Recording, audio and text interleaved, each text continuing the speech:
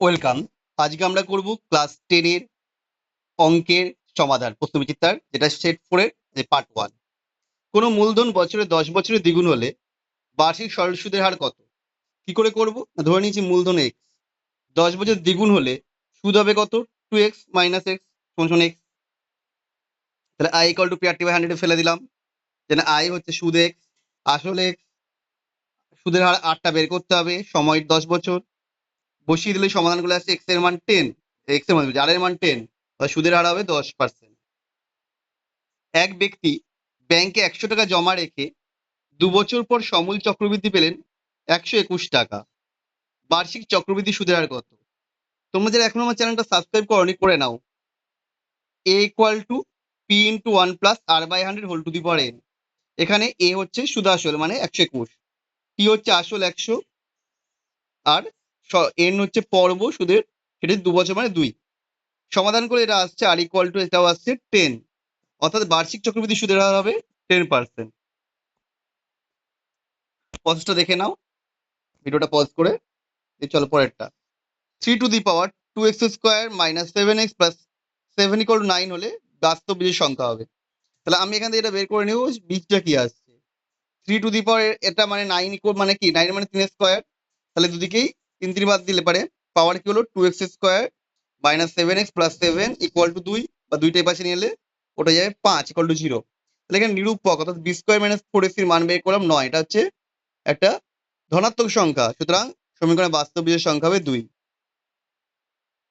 পরেরটা, চারেরটা, একটা দিয়ে দিয়েছে x/1 minus x plus y/1 minus x plus 1 by z/1 minus z equal to, যদি এটা হয় তাহলে বের করতে হবে। তাহলে কি করে করবো? প্রত্যেকটা থেকে আমি 1 যোগ করে দিচ্ছি। এদিকে মানে 1 মানে কি, 3টের সাথে 1 করলে এপাশেও 3 যোগ হয়ে যাবে।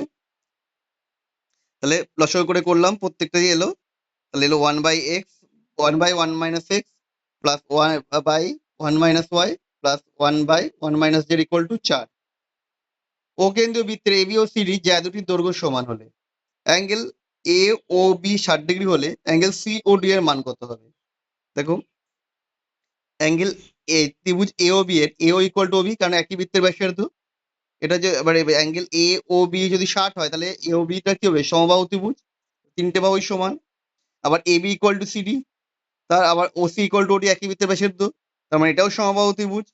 সুতরাং অ্যাঙ্গেল সিওডি হবে 60 degree. A B C D E বিন্দুগুলি একটি বৃত্তের পরিধির ওপর ঘড়ির কাঁটার দিক বরাবর অবস্থিত রয়েছে। A C B equal to যদি 130 হয়, সিডিই যদি 110 ডিগ্রি হয়, তাহলে এসি এর মান কত? আমি ছবিটা এঁকে ফেলেছি। এটা একটা চতুর্ভুজ। বৃত্ত চতুর্ভুজে কি হয়? বিপরীত কোণগুলো সম্পূরক হয়। তাহলে এ বি সি যদি এটা চতুর্ভুজ হয়, তাহলে অ্যাঙ্গেল এ ই সি এর মানটা কত হবে? না, বেরোলো 50 ডিগ্রি।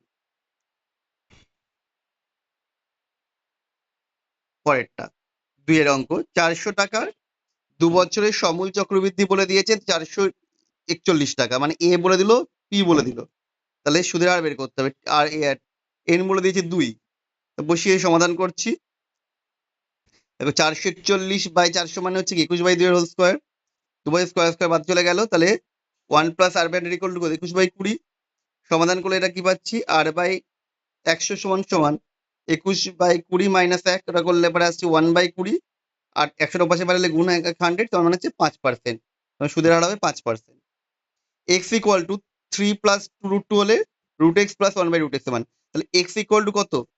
3 প্লাস 2√2, 3 মানে এটা 2 যোগ 1 লিখতে পারি। তাহলে দেখো, 2 মানে কি √2 এর হোল স্কোয়ার, আর 1 মানে হচ্ছে 1 এর হোল স্কোয়ার। এটা করলে আসছে √2 প্লাস 1 এর হোল স্কোয়ার, তার মানে √x মানে কত হবে? √2 প্লাস 1। 1/√x করে কত হবে? এটা করলে আসছে √2 মাইনাস 1। তাহলে এবার যোগ করে দিচ্ছি √x প্লাস 1/√x বসিয়ে, এটা করলে আসছে 2√2। পরে একটি বৃত্তের জ্যা এবি এবং সিডি পরস্পর লম্ব। এবি 4 সেমি, সিডি 3 সেমি হলে বৃত্তটির ব্যাসার্ধের দৈর্ঘ্য ধরতো। দেখো, লম্ব মানে কি? এটা হচ্ছে অর্ধবৃত্তস্থ কোণ, তার মানে হচ্ছে বিসি যেটা পাবো সেটাই হবে ব্যাস। তার মানে এটা হচ্ছে ব্যাসের মান হলো কত? 3 স্কোয়ার যোগ 4 স্কোয়ার মানে হচ্ছে √25 মানে হচ্ছে 5। তার মানে ব্যাসার্ধ হবে 5 এর অর্ধেক, 2.5 সেমি। এবিসি ত্রিভুজের পরিকেন্দ্র ও ডি বিন্দু ও ডি বিন্দু বিসি বাহুর মধ্যবিন্দু অবস্থিত। আচ্ছা, ত্রিভুজ অ্যাঙ্গেল এ বিসি বিএসসি এর 40 হলে বিওডি এর মান কত?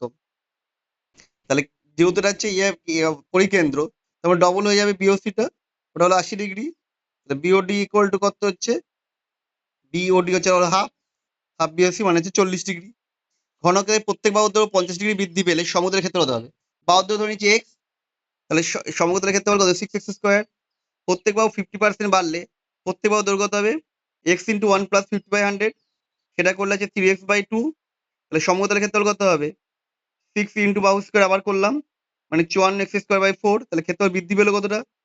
আগে 54x²/4 মাইনাস আগে যেটা ছিল 6x² করলে আসছে 30x²/4। তাহলে ক্ষেত্রফল বৃদ্ধির হার কত হবে? ক্ষেত্রফল বৃদ্ধি বাই পূর্বের ক্ষেত্রফল ইন্টু 100, এটা করলে আসছে 125% বৃদ্ধি পাবে। কোনো মূলধন বার্ষিক শতকরা একই সরল সুদের হারে 3 বছরে 560 টাকা ও 5 বছরে 600 টাকা হলে তাহলে মূলধনের পরিমাণ ও বার্ষিক সুদের হার। তাহলে আসল প্লাস 5 বছরের সুদ কত? 600 টাকা। আসল প্লাস 3 বছরের সুদ 560 টাকা। বিয়োগ করলে কি পাচ্ছি? আসল আসল বাদ চলে গেল। তাহলে 2 বছরের সুদ 40 টাকা। তাহলে 1 বছরে কত? 3 বছরে কত? বলে বেরোলো 60 টাকা। তাহলে মূলধন কত হবে? 3 বছরের সুদ আসল ছিল 560 আর সুদ হচ্ছে 60, বিয়োগ করে দিলাম 500 টাকা। এবার i ইকুয়াল টু p/100 করে দিলাম। সমাধান করলে এটা বেরোচ্ছে আর এর মান হচ্ছে 4%। সুতরাং বার্ষিক সুদের হার হবে 4% এবং মূলধনের পরিমাণ হবে 500 টাকা।